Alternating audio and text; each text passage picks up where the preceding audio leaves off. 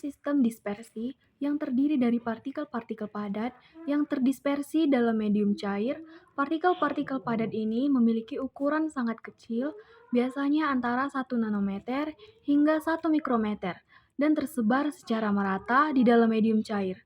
Sifat koloid yang paling mencolok adalah kemampuannya untuk tetap stabil dan tidak mengendap karena adanya gaya-gaya antar partikel yang cukup kuat.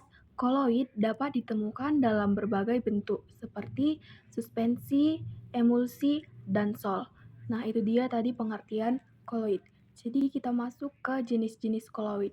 Jadi koloid terbagi menjadi 4 jenis. Yang pertama itu sol. Koloid di mana partikel padat terdispersi dalam medium cair. Contohnya adalah cat emulsi dan darah. Yang kedua itu gel. Koloid di mana partikel padat terdispersi dalam medium cair dan membentuk struktur padat yang lentur. Contohnya adalah gelatin dan agar-agar. Nah, kita masuk ke contoh yang ketiga itu suspensi. Koloid di mana partikel padat terdispersi dalam medium cair. Contohnya adalah debu di udara dan tepung di dalam air. Jenis yang keempat itu adalah emulsi.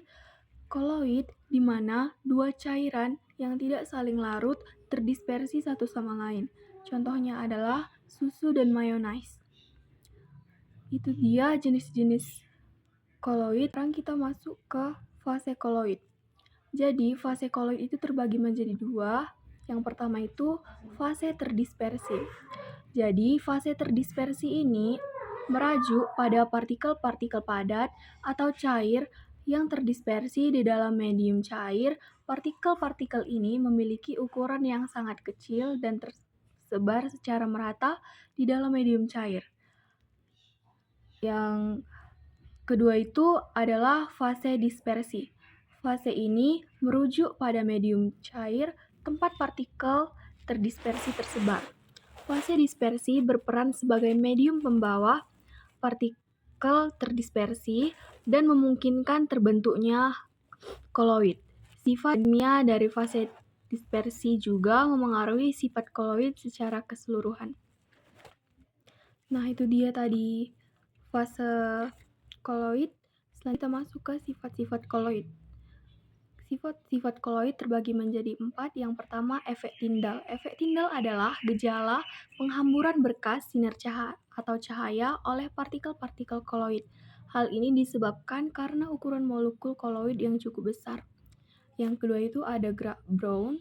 Gerak Brown adalah gerakan terus-menerus dari suatu partikel, zat cair, ataupun gas.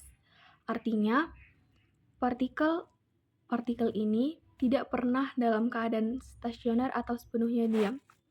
Yang ketiga itu ada absorpsi atau penyerapan adalah fenomena fisika atau kimia atau suatu proses di mana atom, molekul atau ion memasuki fase ruah bahan, cair atau padat. Dan yang terakhir itu ada koagulasi, yaitu proses pencampuran koagulan atau bahan kimia atau pengendap ke dalam air baku dengan kecepatan perputaran yang tinggi dalam waktu yang singkat. Yang selanjutnya kita bahas itu dan yang terakhir kita bahas itu adalah pembuatan koloid. Jadi pembuatan koloid melibatkan proses dispersi di mana partikel padat atau cair dipecah menjadi partikel kecil yang terdispersi dalam medium cair. Metode umum termasuk pembubuhan, kondensasi, dispersi, emulsifikasi, dan koagulasi. Setiap metode memiliki kegunaan yang berbeda tergantung pada jenis koloid yang diinginkan. Pemilihan metode yang tepat penting untuk menghasilkan koloid dengan sifat-sifat yang diinginkan untuk aplikasi tertentu.